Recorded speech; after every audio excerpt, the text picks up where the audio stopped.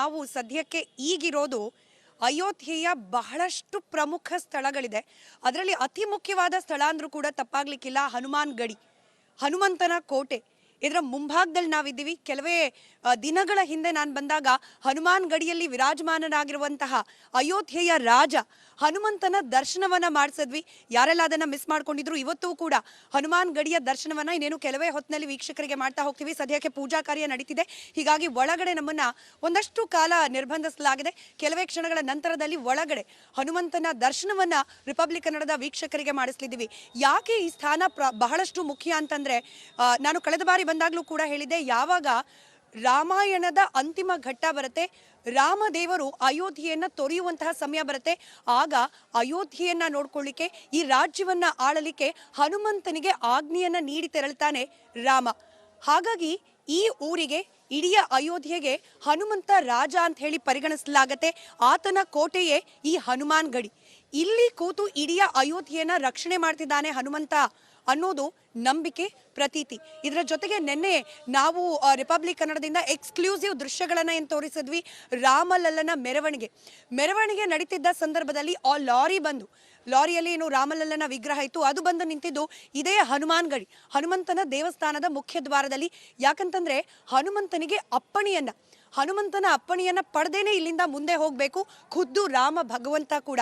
ಹೀಗಾಗೇನೆ ಸಾಂಕೇತಿಕವಾಗಿ ಆ ಲಾರಿಯನ್ನ ಇಲ್ಲಿ ನಿಲ್ಲಿಸಿ ಹನುಮಂತನ ಆಜ್ಞೆಯನ್ನ ಪಡೆದು ನಂತರದಲ್ಲಿ ರಾಮಪಥದ ಮಾರ್ಗವಾಗಿ ಈ ಮುಖ್ಯವಾದ ಮಂದಿರ ನಿರ್ಮಾಣವಾಗ್ತಾ ಇದೆ, ಭವ್ಯ ರಾಮ ಮಂದಿರ. ಆ ಮಾರ್ಗವಾಗಿ ಪ್ರಯಾಣವನ್ನ ಮುಂದುವರಿಸ್ತು ಆ ಲಾರಿಯಲ್ಲಿದ್ದ ರಾಮಲಲ್ಲನ ಮೆರವಣಿಗೆ. ಇನ್ನೇನು ಕೆಲವೇ ಕ್ಷಣಗಳಲ್ಲಿ ನಾನು ಹಾಗೆ ಶ್ರುತಿ ಹನುಮಂತನ ದರ್ಶನವನ್ನ ಕೂಡ ಮಾಡಿಸ್ತಾ ಹೋಗ್ತೀವಿ. ಹಾಗೆ ಇವತ್ತು ಅಯೋಧ್ಯೆಯಲ್ಲಿ ನಡೀತಿರುವ ಧಾರ್ಮಿಕ ಆಚರಣೆಗಳು, ಚಟುವಟಿಕೆಗಳು, ಹಾಗೆ ಬೇರೆ ಎಲ್ಲಾ ರೀತಿಯ ಸಂಭ್ರಮಗಳು ಏನ್ ಕಾಣ್ಲಿಕ್ಕೆ ಸಿಗ್ತದೆ ಅದನ್ನ ಕೂಡ ರಿಪಬ್ಲಿಕ್ ಕನ್ನಡದ ವೀಕ್ಷಕರಿಗೆ ತೋರಿಸೋ ಪ್ರಯತ್ನವನ್ನ ಮಾಡ್ತಾ ಹೋಗ್ತೀವಿ. ಶ್ರುತಿ. ಎಸ್ ಸ್ಮಿತಾ, ನೀವು ಹೇಳ್ದಂಗೆ ಇವತ್ತು ರಾಮಮೂರ್ತಿಯ ಸ್ಥಾಪನೆ ಆಗೋದ್ರಿಂದ ಸಹಜವಾಗಿ ಹಬ್ಬದ ಕಳೆ ಕಟ್ಟಿದೆ ಅಯೋಧ್ಯೆಯಲ್ಲಿ.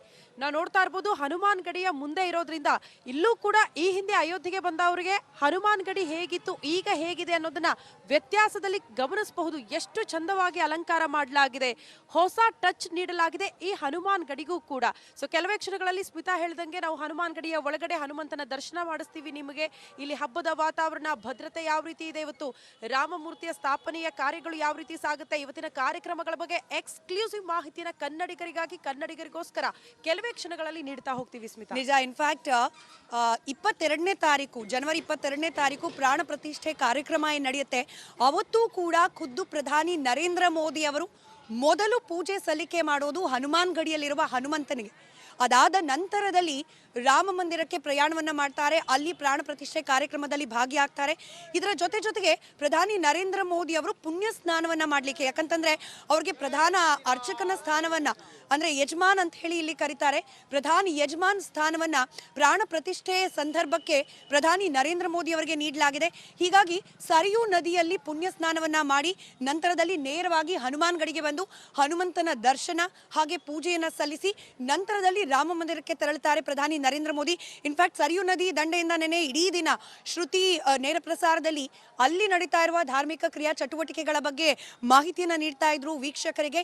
ಅಲ್ಲಿ ವಿಶೇಷವಾಗಿ ಒಂದು ಫ್ಲೋಟಿಂಗ್ ರೂಮ್ ಅನ್ನ, ತೇಲುವ ಕೊಠಡಿಯನ್ನ ನಿರ್ಮಾಣ ಮಾಡಲಾಗಿದೆ. ಪ್ರಧಾನಿ ನರೇಂದ್ರ ಮೋದಿ ಅವರು ಆಗಮಿಸಿದ ಸಂದರ್ಭದಲ್ಲಿ ಅವರು ಅಲ್ಲಿ ಪುಣ್ಯ ಸ್ನಾನವನ್ನ ಮಾಡಲಿಕ್ಕೆ ಅನುಕೂಲ ಆಗೋ ರೀತಿಯಲ್ಲಿ ಸಾಧ್ಯವಾದರೆ ಇವತ್ತು ಮತ್ತೊಮ್ಮೆ ಆ ಒಂದು ಫ್ಲೋಟಿಂಗ್ ರೂಮ್ ಅನ್ನ ಪ್ರಧಾನಿ ನರೇಂದ್ರ ಮೋದಿ ಅವರಿಗೋಸ್ಕರ ನಿರ್ಮಾಣ ಮಾಡಲಾಗಿರುವ ತಾತ್ಕಾಲಿಕ ಫ್ಲೋಟಿಂಗ್ ರೂಮ್ ಅನ್ನ ಕೂಡ ವೀಕ್ಷಕರಿಗೆ ತೋರಿಸುವ ಪ್ರಯತ್ನವನ್ನ ಮಾಡ್ತಾ ಹೋಗ್ತೀವಿ. ಶ್ರುತಿ. ಎಸ್ ಸ್ಮಿತಾ, ಈಗ ಪ್ರಧಾನಿ ನರೇಂದ್ರ ಮೋದಿ ಅವರ ಬರುವಿಕೆಗಾಗಿ ಕೂಡ ಇಲ್ಲಿ ಭಾಗದ ಜನ ಕಾಯ್ತಾ ಇದ್ದಾರೆ. ಒಂದು ಕಡೆ ರಾಮ ಮಂದಿರ ಉದ್ಘಾಟನೆಯ ಸಂಭ್ರಮ, ಮತ್ತೊಂದು ಕಡೆಯಲ್ಲಿ ಅಭಿವೃದ್ಧಿ ಕಾರ್ಯಗಳು ಅಂತ ಬಂದಾಗ ಪ್ರಧಾನಿ ನರೇಂದ್ರ ಮೋದಿ ಅವರನ್ನ, ಸಿಎಂ ಯೋಗಿ ಆದಿತ್ಯನಾಥ್ ಅವರನ್ನ ಯಾವ ರೀತಿ ಸಂತಸದಿಂದ ಬರಮಾಡ್ಕೊಳ್ಬೇಕು, ಅವ್ರ ಬಗ್ಗೆ ಎಷ್ಟು ಮೆಚ್ಚುಗೆಯ ಮಾತುಗಳನ್ನ ಆಡ್ತಿದ್ದಾರೆ ಅಂದ್ರೆ ಇಲ್ಲಿ ಅಭಿವೃದ್ಧಿ ಆಗೋದಕ್ಕೆ ಅವರಿಂದಲೇ ಸಾಧ್ಯ ಆಗಿದೆ ಅನ್ನುವಂತಹ ಮಾತುಗಳು ಈ ಭಾಗದ ಜನರಿಂದ ಕೇಳೋದಕ್ಕೆ ಸಿಗ್ತಾ ಇದೆ. ಕಾರಣ ಅಯೋಧ್ಯೆಯಲ್ಲಿ ಎಷ್ಟು ದೊಡ್ಡ ಮಟ್ಟದಲ್ಲಿ ಅಭಿವೃದ್ಧಿ ಆಗಿದೆ ಅಂದ್ರೆ ಅದನ್ನ ಎರಡು ಕಣ್ಣುಗಳಲ್ಲಿ ನೋಡೋದಕ್ಕೆ ಸಾಲದು. ಒಂದ್ ಚಿಕ್ಕ ಎಕ್ಸಾಂಪಲ್ ನಾವು ಕ್ಯಾಮೆರಾ ಪರ್ಸನ್ ಪ್ಯಾನ್ ಮಾಡಿ ತೋರಿಸ್ತಾರೆ ನೋಡಿ. ಇದು ಇಷ್ಟು ಕೂಡ ಕಮರ್ಷಿಯಲ್ ಕಾಂಪ್ಲೆಕ್ಸ್. ಈ ಹಿಂದೆ ಪುಟ್ಟ ಗುಡಿಸಲ ರೀತಿಯಲ್ಲಿ ಅಂಗಡಿಗಳನ್ನ ಇಟ್ಕೊಂಡು ಅಲ್ಲಿ ವ್ಯಾಪಾರ ವಹಿವಾಟನ್ನ ಮಾಡ್ತಾ ಇದ್ರು. ಆದ್ರೆ ಈಗ UP ಸರ್ಕಾರ, ಉತ್ತರ ಪ್ರದೇಶದ ಸರ್ಕಾರ ಇಡೀ ಈ ಹನುಮಾನ್ ಗಡಿಯ ಮಾರ್ಗ ಏನಿದೆ ಈ ಸುತ್ತಲೂ ಕೂಡ ಹೊಸದಾಗಿ ಕಟ್ಟಡಗಳನ್ನ ನಿರ್ಮಾಣ ಮಾಡಿದೆ. ಎಲ್ಲವೂ ಕೂಡ ಒಂದೇ ರೀತಿಯಲ್ಲಿ ಕಾಣಬೇಕು. ಎಲ್ಲವೂ ಕೂಡ ಅಂದ್ರೆ ಇಲ್ಲಿರುವ ಪ್ರತಿಯೊಂದು ಅಂಗಡಿಯೂ ಕೂಡ ಒಂದೇ ಮಾದರಿಯಲ್ಲಿ ಕಾಣಬೇಕು. ವಿಶೇಷವಾಗಿ ರಾಜಬೀದಿ ಅಂತ ಹೇಳಿ ನಾವೇನು ಇತಿಹಾಸದಲ್ಲಿ ಕೇಳ್ತಾ ಇದ್ವಿ, ಅಂದ್ರೆ ರಾಜನ ಅರಮನೆಯನ್ನ ಕನೆಕ್ಟ್ ಮಾಡೋ ಜಾಗದಲ್ಲಿ ಇರ್ತಕ್ಕಂತಹ ವ್ಯಾಪಾರದ ಸ್ಥಳ, ಮಾರ್ಕೆಟ್ ಪ್ಲೇಸ್. ಇನ್ಫ್ಯಾಕ್ಟ್ ನಮ್ಮ ಬೆಂಗಳೂರಿನ ಜನರಿಗೆ ಅರ್ಥ ಆಗಬೇಕು ಅಂತಂದ್ರೆ ಅದೇ ರೀತಿಯಲ್ಲಿ ಯಾವ ರಾಜರ ಕಾಲದಲ್ಲಿ ಈ ಮಾರುಕಟ್ಟೆಯ ಬೀದಿ ಇರ್ತಾ ಇತ್ತು ಆ ಕಾನ್ಸೆಪ್ಟ್ ನಲ್ಲಿ ಈ ಒಂದು ಬೀದಿಯನ್ನ ರೆಡಿ ಮಾಡಲಾಗ್ತಾ ಇದೆ. ಎಲ್ಲ ಅಂಗಡಿಗಳು ಕೂಡ ಒಂದೇ ರೀತಿಯಲ್ಲಿ ಕಾಣೋ ರೀತಿಯಲ್ಲಿ ಇಲ್ಲಿ ವ್ಯವಸ್ಥೆಯನ್ನ ಮಾಡಲಾಗಿದೆ. ಅಂಗಡಿಗಳ ಹೆಸರು ಕನ್ಫ್ಯೂಷನ್ ಆಗಬಾರ್ದು ಅನ್ನೋ ಕಾರಣಕ್ಕೆ ಪುಟ್ಟ ಬೋರ್ಡ್ ನಲ್ಲಿ ಹೆಸರು ಜೊತೆಗೆ ಪ್ರತ್ಯೇಕವಾಗಿ ಪ್ರತಿ ಅಂಗಡಿಗೂ ಕೂಡ ಒಂದು ನಂಬರ್ ಅನ್ನ ನೀಡಲಾಗಿದೆ. ಇದರ ಆಧಾರದ ಮೇಲೆ ಅಂಗಡಿಯನ್ನ ಗುರುತಿಸೋ ಕಾರ್ಯ ಕೂಡ ಮಾಡಲಾಗುತ್ತೆ. ಹೀಗಾಗಿ ಇಲ್ಲಿನ ವ್ಯಾಪಾರಸ್ಥರು ಕೂಡ ಹೇಳ್ತಿದ್ದಾರೆ, ನಮ್ಮ ಬದುಕು ಕೂಡ ಹಸನಾಗ್ತಾ ಇದೆ. ಮಂದಿರ ನಿರ್ಮಾಣ ಆಗೋದ್ರ ಜೊತೆಗೆ ವ್ಯಾಪಾರ ವಹಿವಾಟು ಜಾಸ್ತಿ ಆಗ್ತಾ ಇದೆ, ಪ್ರವಾಸಿಗರ ಸಂಖ್ಯೆ ಜಾಸ್ತಿ ಆಗ್ತಾ ಇದೆ. ಹೀಗಾಗಿ ನಮ್ಮ ಬದುಕು ಕೂಡ ಹಸನಾಗಿದೆ ಅಂತ ಹೇಳಿ ಇಲ್ಲಿನ ಪ್ರವಾಸಿಗರು ಕೂಡ ಹೇಳ್ತಿದ್ದಾರೆ. ಹಾಗಾಗೇನೆ ಒಂದು ಮಂದಿರ ನಿರ್ಮಾಣ ಆದ ನಂತರದಲ್ಲಿ ಕೇವಲ ಮಂದಿರ ಯಾಕೆ ಅನ್ನೋ ಪ್ರಶ್ನೆ ಕೇಳ್ತಾರಲ್ಲ, ಅಂಥವರಿಗೆ ಅಯೋಧ್ಯೆಯ ಜನರೇ ಉತ್ತರ ಕೊಡ್ತಿದ್ದಾರೆ. ಇಲ್ಲಿ ಆಗ್ತಿರೋದು ಮಂದಿರ ಮಾತ್ರವಲ್ಲ, ನಮ್ಮ ಜೀವನದ ಉಪಾಯಕ್ಕೆ ಒಂದು ಹೊಸ ಮಾರ್ಗ ಕೂಡ ಅಂತ ಹೇಳಿ. ಶ್ರುತಿ, ಇದೇ ಕಾರಣಕ್ಕೆ ಅನ್ಸುತ್ತೆ ಬರೀ ದೇಶದ ಚಿತ್ತ ಅಲ್ಲ, ಇಡೀ ವಿಶ್ವದ ಚಿತ್ತ ಇವತ್ತು ಅಯೋಧ್ಯೆತ್ತ ನೆಟ್ಟಿದೆ. ಅಷ್ಟು ದೊಡ್ಡ ಮಟ್ಟದಲ್ಲಿ ಅಭಿವೃದ್ಧಿ ಯಾರೋ ಪ್ರಶ್ನೆ ಮಾಡಿದ್ರು ಅಂದ್ರೆ ಖಂಡಿತ ಅವರು ಅಯೋಧ್ಯೆಗೆ ಬಂದು ನಿಂತು ನೋಡಿದಾಗ್ಲೇ ಈ ಎಲ್ಲಾ ಸೌಂದರ್ಯವನ್ನ, ಅಭಿವೃದ್ಧಿಯನ್ನ, ರಾಮ ಮಂದಿರ, ರಾಮಲಲ್ಲಾನ ಕಣ್ತುಂಬಿಕೊಂಡಾಗ ಮಾತ್ರ ಇಲ್ಲಿನ ಕೆಲಸಗಳು ಯಾವ ರೀತಿ ಆಗಿದೆ ಅನ್ನೋದು ಗೊತ್ತಾಗುತ್ತೆ ಅನ್ಸುತ್ತೆ. ಒಟ್ನಲ್ಲಿ ನಾವೆಲ್ಲ ಕಾಯ್ತಾ ಇದ್ವಿ, ಕೋಟ್ಯಾನುಕೋಟಿ ಹಿಂದೂಗಳು ಆ ದಿನ ಕನಸು ನನಸಾಗ್ತಾ ಇರುವಂತಹ ದಿನ ಬಹಳ ಹತ್ತಿರದಲ್ಲಿದೆ. ಜನವರಿ 22 ಅಂದ್ರೆ ಕೆಲವೇ ದಿನಗಳು, 4 ದಿನದಲ್ಲಿ ರಾಮಲಲ್ಲಾ ಮೂರ್ತಿಯ ಪ್ರಾಣ ಪ್ರತಿಷ್ಠಾಪನೆ ಕಾರ್ಯಕ್ರಮ ಆಗುತ್ತೆ.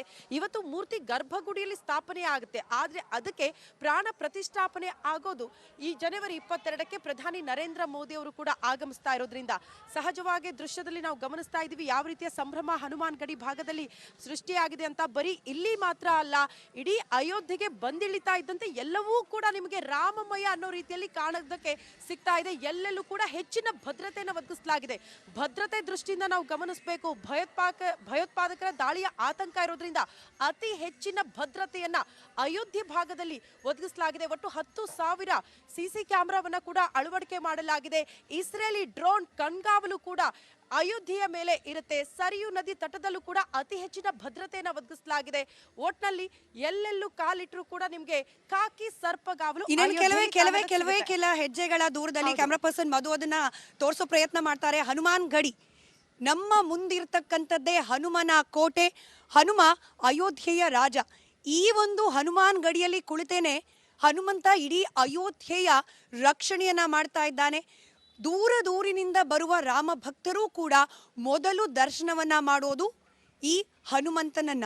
ಇದೇ ಹನುಮಂತನ ಆಶೀರ್ವಾದವನ್ನ ಪಡೆದು ಅಯೋಧ್ಯೆ ನಗರಿ ಸುಭೀಕ್ಷವಾಗಿದೆ. ಅಯೋಧ್ಯೆ ನಗರಿಯ ಜನ ಸುಖ ಸಂಪತ್ತಿಯಿಂದ ಇದ್ದಾರೆ ಅನ್ನೋದು ಸದ್ಯದ ನಂಬಿಕೆ, ಪ್ರತೀತಿಯಾಗಿದೆ. ಹೀಗಾಗಿ ಈ ಹನುಮಂತನ ದರ್ಶನವನ್ನ ಮಾಡಿಸೋ ಪ್ರಯತ್ನವನ್ನ ರಿಪಬ್ಲಿಕ್ ಕನ್ನಡ ಮಾಡ್ತಾ ಹೋಗುತ್ತೆ. ನೀವು ದೃಶ್ಯದಲ್ಲಿ ಗಮನಿಸ್ತಾ ಇದ್ದೀರಿ, ಈಗ ಆಲ್ರೆಡಿ ಬೆಳಗ್ಗೆ ಸಾಕಷ್ಟು ಚಳಿ ಇದೆ, ಆದರೂ ಕೂಡ ಭಕ್ತರು ಆಗಮಿಸಿದ್ದಾರೆ ಹನುಮಂತನ ದರ್ಶನವನ್ನ ಪಡ್ಕೊಳ್ಬೇಕು ಅನ್ನೋ ಸಲುವಾಗಿ. ಇನ್ನೇನು ಕೆಲವೇ ಕ್ಷಣಗಳಲ್ಲಿ ಸಾರ್ವಜನಿಕರಿಗೆ ಒಳಗಡೆ ಹೋಗ್ಲಿಕ್ಕೆ ಪ್ರವೇಶವನ್ನ ಯಾವಾಗ ನೀಡಲಾಗುತ್ತೆ, ಆ ಸಂದರ್ಭದಲ್ಲೇನೆ ರಿಪಬ್ಲಿಕ್ ಕನ್ನಡ ಕೂಡ ವೀಕ್ಷಕರಿಗೆ ಹನುಮಂತನ ದರ್ಶನವನ್ನ ಮಾಡೋ ಪ್ರಯತ್ನವನ್ನ ಮಾಡ್ತಾ ಹೋಗುತ್ತೆ. ಸ್ಮಿತಾ, ಇನ್ನಷ್ಟು ವಿಶೇಷ ವರದಿಗಳನ್ನ ಕೂಡ ನಿಮ್ಮ ಮುಂದೆ ಇಡುವಂತಹ ಪ್ರಯತ್ನ ಆಗುತ್ತೆ. ಕೆಲವೇ ಕ್ಷಣಗಳಲ್ಲಿ ಹನುಮನ ದರ್ಶನವನ್ನ ಕೂಡ ಮಾಡಿಸ್ತೀವಿ. ಅದಕ್ಕೂ ಮುಂಚೆ ಬರೀ ಅಯೋಧ್ಯೆಯಲ್ಲಿ ಮಾತ್ರ ಅಲ್ಲ, ಇಡೀ ದೇಶಾದ್ಯಂತ ರಾಮಮಯ ರಾಮನಾಮ ಜಪ ನಮ್ಗೆ ಕೇಳೋದಕ್ಕೆ ಸಿಗ್ತಾ ಇದೆ. ಒಂದ್ ಕಡೆ ಅಯೋಧ್ಯೆಯಲ್ಲಿ ರಾಮ ಮಂದಿರ ಉದ್ಘಾಟನೆಯ ಹಿನ್ನೆಲೆ ಎಲ್ಲೆಲ್ಲೂ ರಾಮನ ಭಾವಚಿತ್ರಗಳಿಗೂ ಕೂಡ ಡಿಮ್ಯಾಂಡ್ ಹೆಚ್ಚಾಗಿದೆ ಅಂತೆ ರಾಮನ ಜಪ ಮಾಡೋದಕ್ಕೆ. ಈ ಕುರಿತ ಒಂದು ಸ್ಪೆಷಲ್ ವರದಿ ಇದೆ, ಅದನ್ನ ನೋಡ್ಕೊಂಡು ಬೇಗ ವಾಪಸ್ ಬನ್ನಿ, ನಿಮ್ಗೆ ಹನುಮನ ದರ್ಶನ ಮಾಡಿಸ್ತೀವಿ.